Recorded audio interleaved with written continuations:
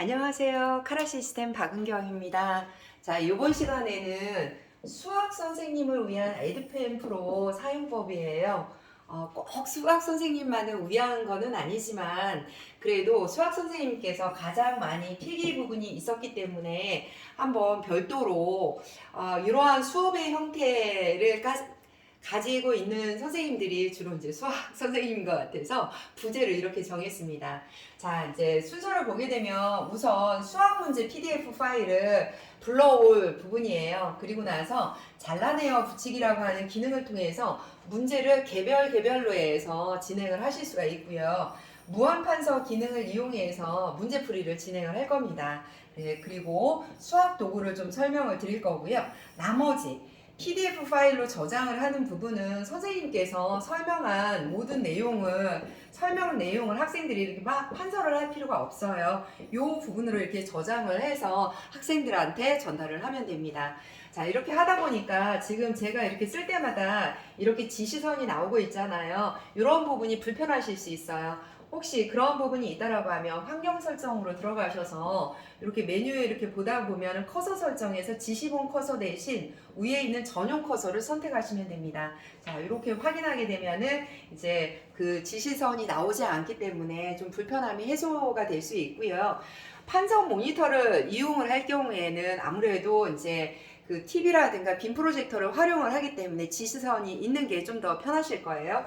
자, 이 상태에서 이제 그 지우개를 부르시려면은 이렇게 해서 쓱쓱 자기가 원하는 부분 싹 지워주시면 되겠습니다. 자, 한번 순서대로 한번 설명을 진행을 해보도록 하겠습니다. 자, 지금 보시게 되면은 우선 수학 문제를 불러오려면요. 수학 문제는 밑에 보시게 되면은 여기 메뉴 중에서 요 PDF 문서 불러오기 선택을 하시면 됩니다. 수학 수능 문제를 열기를 하게 되면 되겠고요. 범위 지정이 있어요.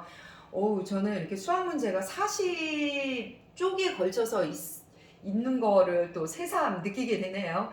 일단은 오늘은 수학 문제를 10쪽에서 20쪽까지만 해서 범위를 지정해서 불러올 거고요. 폭맞춤을 해서 확인을 눌러보도록 하겠습니다. 문서가 자료 변환이 모두 다 진행이 될 거고요.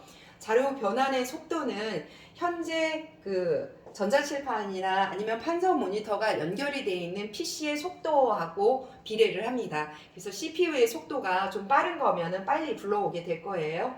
자, 지금 수학 영역에 대한 부분이 확률과 통계 부분으로 이렇게 불러져 왔네요. 자, 이 부분을 보시게 되면 처음에 이렇게 PDF 문서를 하게 되면 내비게이터가 자동으로 떠오르게 돼 있어요. 그래서 화면에 대한 부분을 더 이렇게 확대를 해서 사용을 할 수가 있습니다. 그래서 문제를 굉장히 확대를 해서 사용할 수 있는 부분들이고요.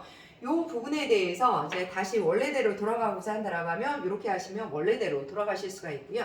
이렇게 하시게 되면 한꺼번에 모든 데이터를 썼던 내용들을 삭제를 할 수가 있어요. 이 두 개의 부분을 가지고 이제 내가 필요로 하는 부분을 한번 기본적으로 이제 새로운 페이지에다가 넣어서 사용을 하고 싶어요. 자, 이럴 때는 잘라내어 붙이기를 선택을 하시면 됩니다. 선택을 한 다음에 이렇게 이 부분을 선택을 하시고요.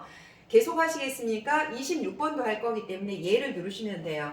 그리고 26번도 이렇게 해서 선택을 하시면 되겠죠. 자, 그리고 나서 취소 버튼을 누르게 되면 프로그램이 알아서 자동으로 이렇게 문제를 따다닥 새 페이지에다 넣어주게 돼요. 자, 그리고 나서 이 부분은 확대를 조금 더 해서 이렇게 한 페이지 이렇게 해서 큰 상태대로 하실 건지 아니면 본래대로 하실 건지 이렇게 선택을 하시고요. 내가 필요로 하는 부분, 자, 요 상황에서, 자, 그러면 내가 이제 요 상태에서 일반 펜에 검은색으로 해서 문제풀이를 할 겁니다. 문제풀이는 이를 어째 문제풀이를 할 건데요. 이거 문제풀이 할 수가 없으니 어떡하죠? 이렇게 해서 쭉 내려갈 겁니다.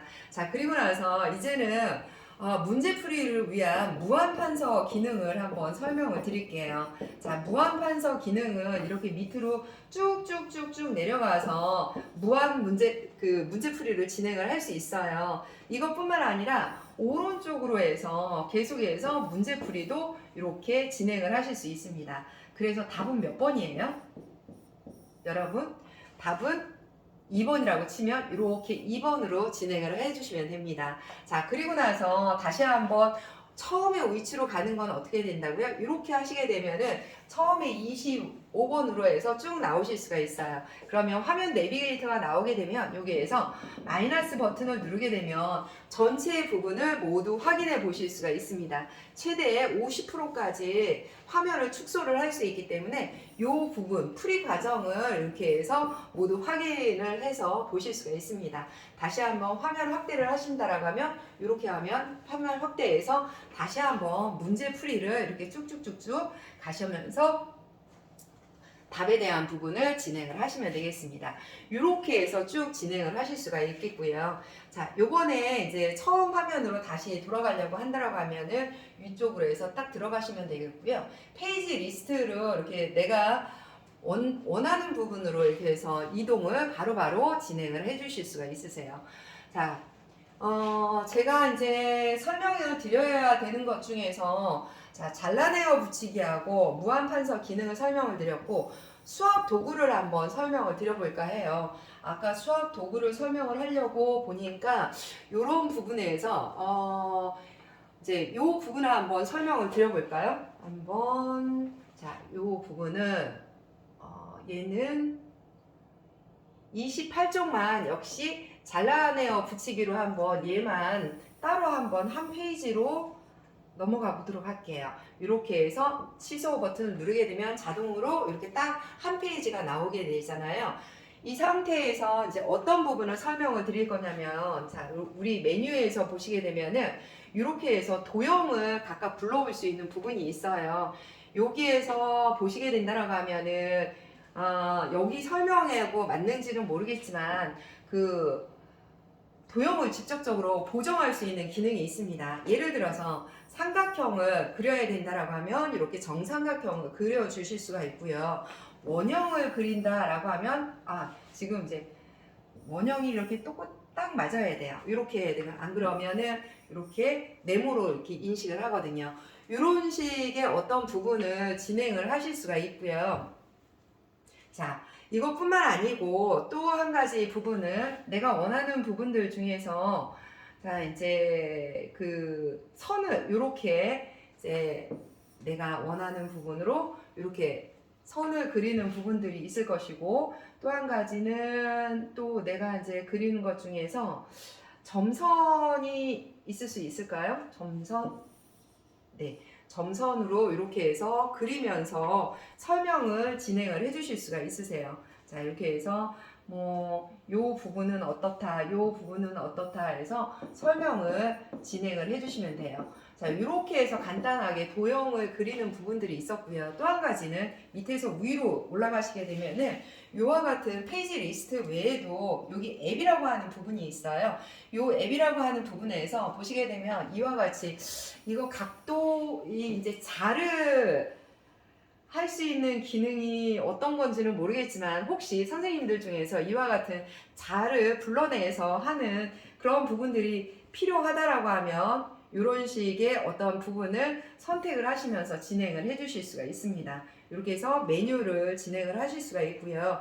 여기 보면은 눈금자뿐만 아니라 각도기로도 활용을 하실 수가 있죠.